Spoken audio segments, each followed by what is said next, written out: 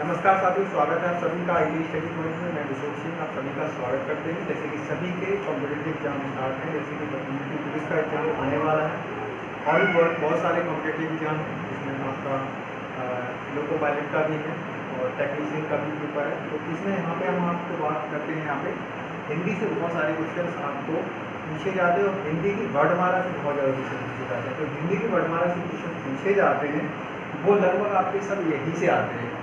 अब ये इतना आपने अगर एक वीडियो आपको 15 से 20 मिनट का वीडियो आपने अगर देख लिया, लगभग 10 मिनट लगेंगे इसमें, और अगर इसको समझ लिया सारी चीज़ों को, तो मुझे लगता है कि यहाँ से जो भी क्वेश्चन आएगा आप नहीं छोड़ पाएंगे। तो ये वेरी मोस्ट इम्पोर्टेंट क्वेश्चन है। ये पूरा आप देखेंगे तो सबसे पहले हम बात करते हैं भाषा। भाषा की सबसे छोटी जो इकाई होती है उसको कहा जाता है ध्वनि। क्या कहा जाता है? ध्वनि कहा जाता है। भाषा की जो सबसे छोटी इकाई होती है उसको ध्वनि कहा जाता है और ध्वनि को ही वर्ड कहा जाता है। जो ध्वनि उच्चारित करते हैं, कोई भी भाषा को हम बोलते हैं और जो हम उच्चारित करते हैं वही आपका क्या कहलाता है? वर्ड कहलाता है। और वर्ड जो वर्णों का जो क्रमबद्ध समूह होता है उसको क्या वर्णमाला कहा जाता है। यानी हम कोई भी वर्ड है उसको क्रमबद्ध तरीके से अगर हम बोलते हैं, कोई भी बात करते हैं, तो वो आपका क्या कहलाता है? वर्णमाला कहा जाता है। ठीक है, अब हम बात करते हैं वर्णमाला। तो इसी वर्णमाला में अगर हम अग्रवत जो टोटल जो अक्षर है वर्णमाला के, वो आपके यहाँ पे 52 यानी 52 है। वर्णमाला के जो अक्षरों की जो संख्या है वो कितनी है? 52, जो कि अग्रवृत्त कहा जाता है। अब हम इसी में ही आगे हम देखेंगे जिसमें आपके जो है आपके यहाँ पे स्वरों की जो संख्या होती है वो आपकी 11 होती है। कौन से स्वर होते हैं, कौन से व्यंजन होते हैं, ये सारी चीज़ें हम अभी यहाँ पे डिस्कस करेंगे, समझाएंगे। इसी में है सारा कुछ जो कि आज की वीडियो में हम समझेंगे। तो 11 होती है स्वरों की संख्या। ठीक है, और इम्पोर्टेंट रहता है स्वर। इनमें आपको क्वेश्चन को पूछने का तरीका होता है, आपको 11 स्वरों में से एक आपको व्यंजन दे दिया जाएगा और पूछा जाएगा कि इनमें से स्वर नहीं है, वो आपको बताना है। ठीक है, तो आपको जैसे क्वेश्चन में देता हूँ आपको यहाँ पे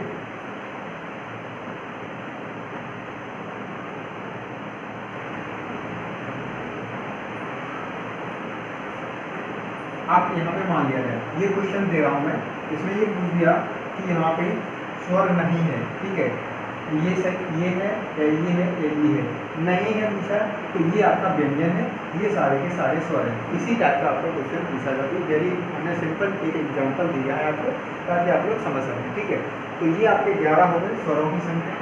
ठीक है, आप स्वरों की संख्या जो 11 है वो कौन कौन सी है?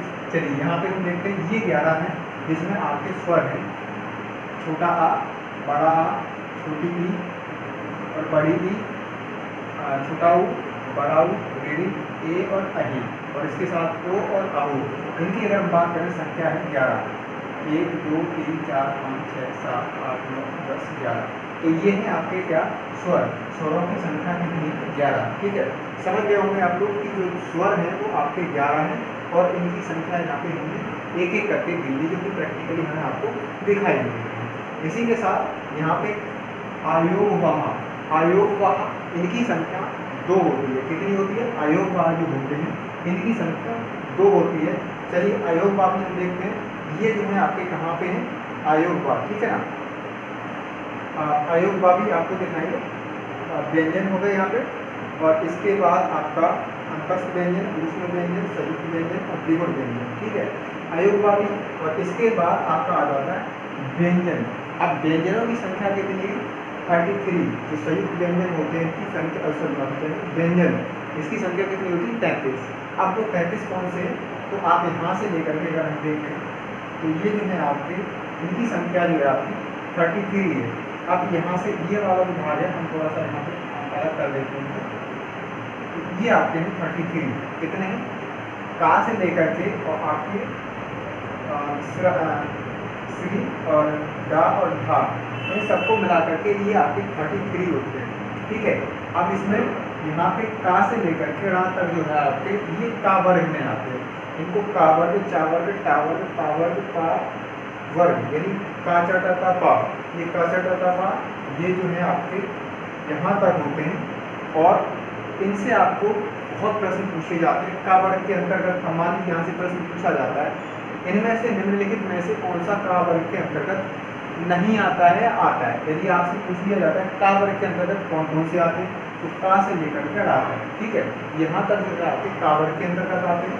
इसी के साथ आपका चा वर्ग से लेकर के, चा वर्ग में जो है आपके चा से लेकर के चा छा जा झा यहाँ तक जो है आपके चा वर्ग के अंतर्गत आते हैं। इसी के साथ आपका टा वर्ग जो होता है, टा वर्ग में जो है टा खा डा ड़ा ढा ना, ठीक है। तो ये सारे जो है आपके टा वर्ग में आते हैं। इसी के साथ आपका ये ता वर्ग होता है, ता में ता था धा ना, ता था धा भा ना, ठीक है। तो ये आपके क्या है, ये जो है आपके ता वर्ग में आते हैं।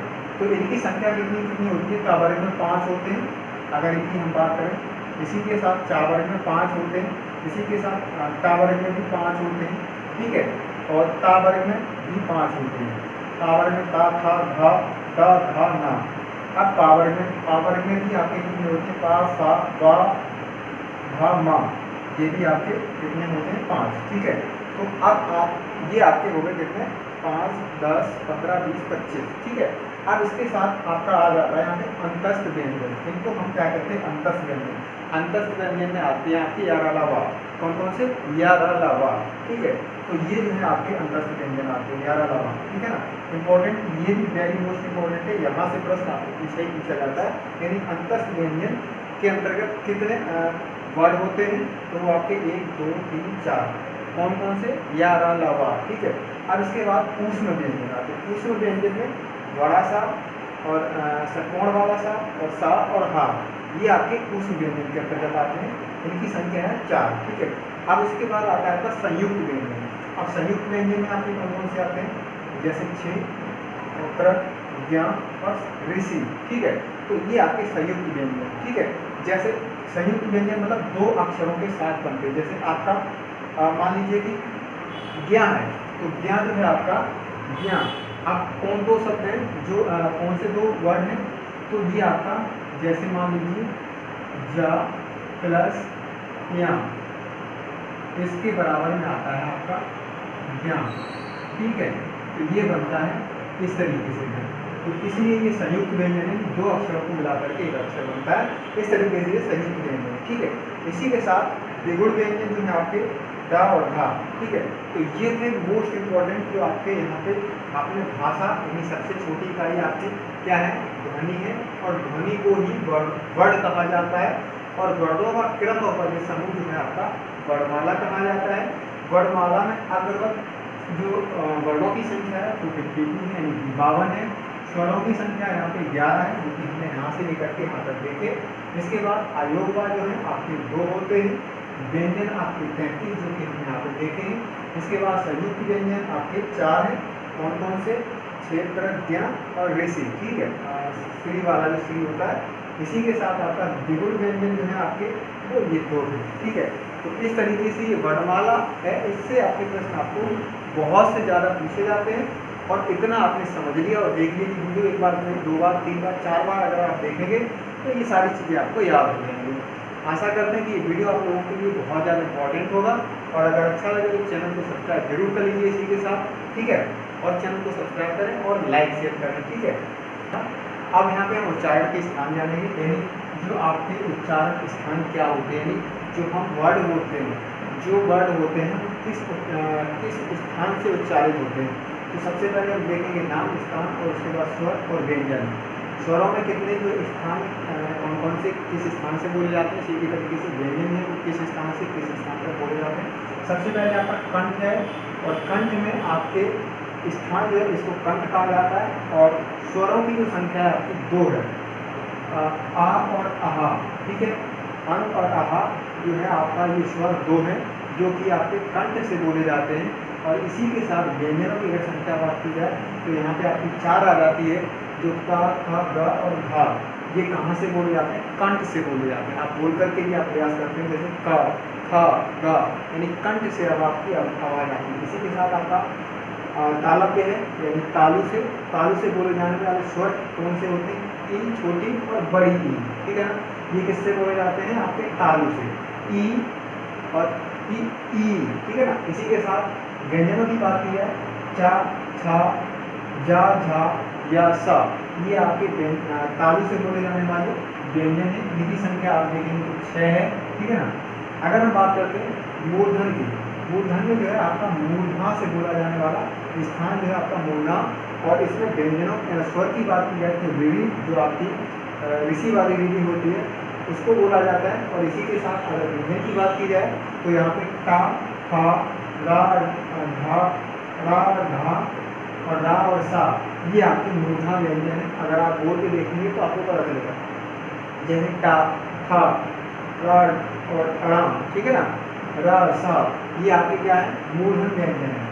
अब हम बात करते हैं दंत व्यंजन। दंत से कौन कौन से बोले जाते हैं, जब जो जीभ है जो हमारी वो है वो टच ना होगी दांत से, तो वो आपके किस किस में आएंगे, जैसे टा हो गया, इसको दंत व्यंजन कहते हैं।